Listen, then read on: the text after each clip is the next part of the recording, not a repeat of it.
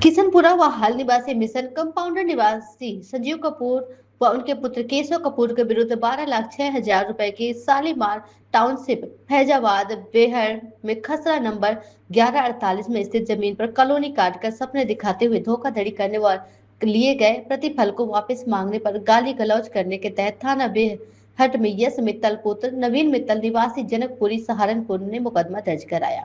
बेहट थाना अंतर्गत धोखाधड़ी के मामले में यश मित्तल पुत्र नवीन मित्तल ने दर्ज मुकदमे के प्रार्थना पत्र में बताया है कि संजीव कपूर और उसके पुत्र केशव कपूर ने भगवती कॉलोनी में पंजीकृत शालीमार टाउनशिप LLP फर्म में स्वयं को साझेदारी बताते हुए ग्राम फैजाबाद बेहट में एक कॉलोनी को काटकर एक बड़ी कॉलोनी के सपने दिखाकर उसने 12,06,000 रुपए की धोखाधड़ी करते हुए 624 वर्ग गज का एक प्लाट उनके नाम कर दिया।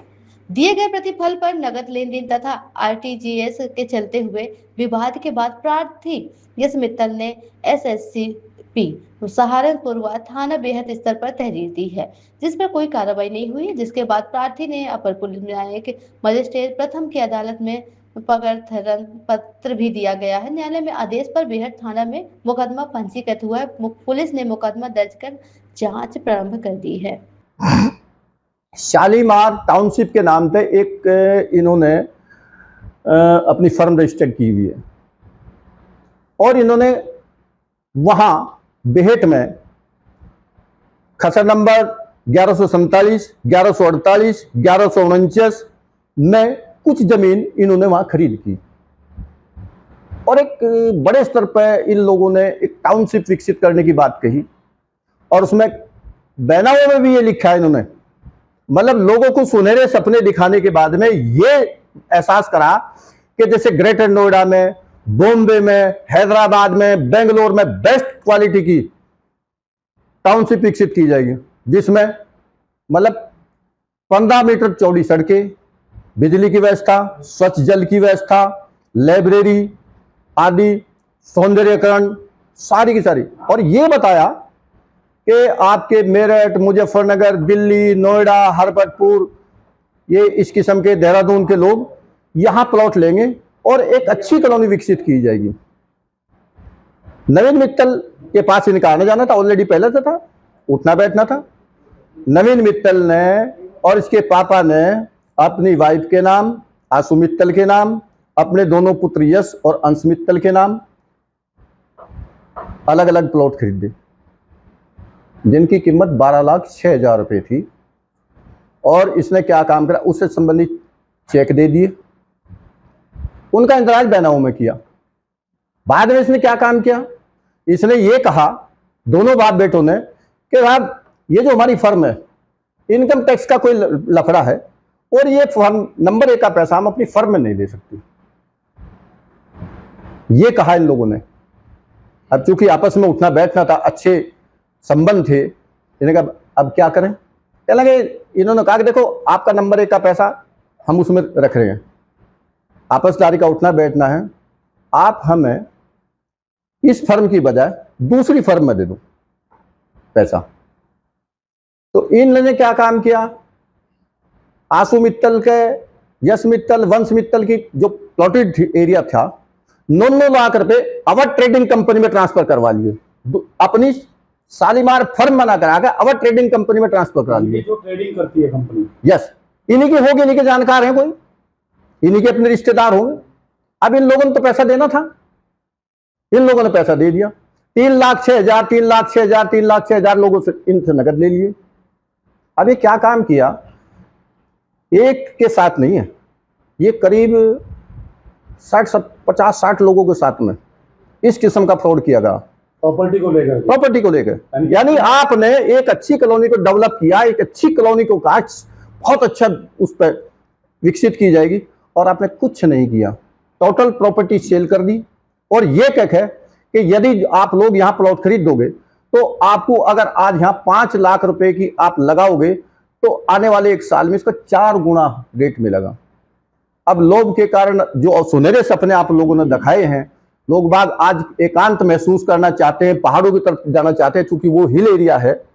तो आपने सुनहरे सपने दिखाकर लोगों को वो अपना प्लॉट सेल कर दिए, अपना मार्जिन अंदर कर लिया, और अब क्या काम किया, हर एक आदमी के साथ में आपने ऐसा ही किया है। बहुत से वो हैं, मेरी जानकारी में है, जो लोग मेरे पास में पता कर करके आ रहे हैं, मैं उनके बैनर में देख रहा हूं। तो आपने क्या काम किया, आपने वैसे ही वो बैनर उनसे लिया, चेक लिए, उनका इंतराज कर दिया, और इंतराज करने के बाद में या तो किसी दूसरी फर्म में आपने लिया, अपनी फर्म में जो फर्म आप बैनामा, जिसके आप अधिकृत स्वामी हैं, अधिकृत हस्ताक्षरी हैं, प्रोपराइटर है, जिसके आधार पर आप बैनामा कर रहे हैं, आपने उस फर्म में पैसा ना लेकर दूसरी फर्म में पैसा लिया, या फिर उन लोगों से नगद कैसे ले लिया। आज उन लोगों को धमकी देते हैं, यदि वो लोग इस बात को कहते हैं कि आप अपनी कॉलोनी को डेवलप कीजिए, विकसित कीजिए, जो जो शर्तें आपने रखी थी उन शर्तों के आधार पर करिए, तो वो कुछ नहीं कर रहे हैं। वो जमीन ऐसी एज इट इज पड़ी है, जंगल पड़ा है, यानी कि प्लॉटिंग देने के नाम पर उनके साथ फ्रॉड हुआ है।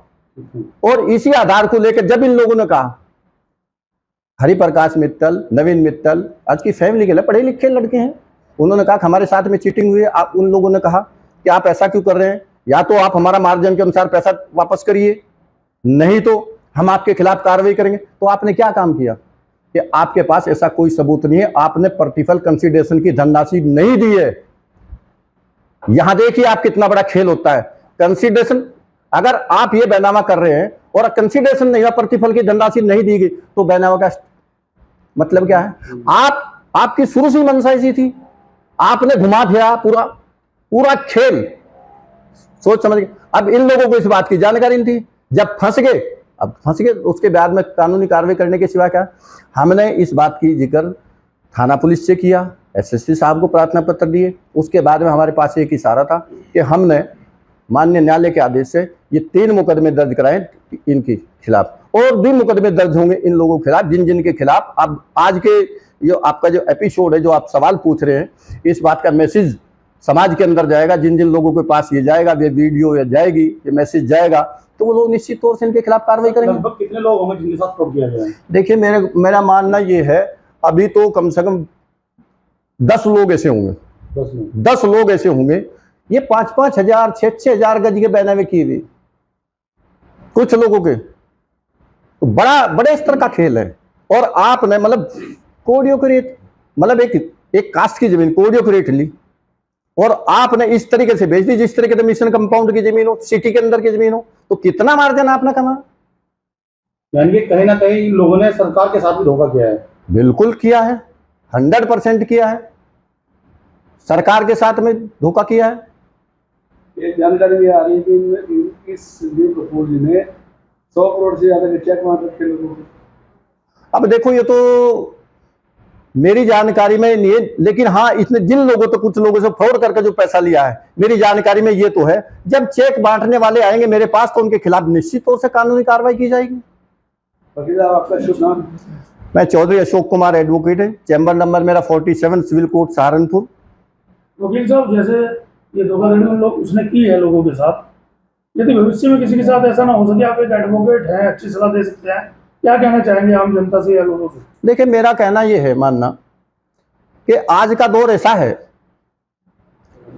अर्थशास्त्र का नियम है कि ज्यादा ब्याज मूलधन को खा जाता है। लालच बुरी बला है, लालच के कारण आदमी फंसता है। इस आदमी ने यही तो षड्यंत्र रचा कि हम आपको डेवलपमेंट ऐसी कॉलोनी विकसित करके देंगे, वरना जंगल में कौन प्लॉट लेने वाला है? हर एक आदमी चाहता है कि सिटी से कहीं पिकनिक स्पॉट पे जाए।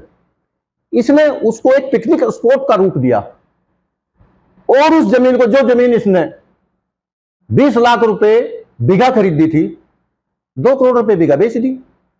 तो कितना बड़ा मार्जिन इस आदमी ने कमाया। ये सारा फ्रॉड ही तो है, ये धोखाधड़ी तो है, लोगों की खून पसीने की कमाई आप एकदम डंप कर जाना चाहते हैं अपने अंदर, उसके बाद में उनको वापस नहीं करते। और दूसरी बात, अगर लोग पैसा वापस मांगते हैं तो क्या कहते हैं कि मेरी पुलिस और प्रशासनिक और राजनीतिक पहुंच इतनी ऊंची है कि मैं जब चाहूं आपके खिलाफ मुकदमा दाखिल करा दूं, और जब चाहूं जैसी स्थिति में कहूं, मेरा कुछ नहीं बिगाड़ सकता।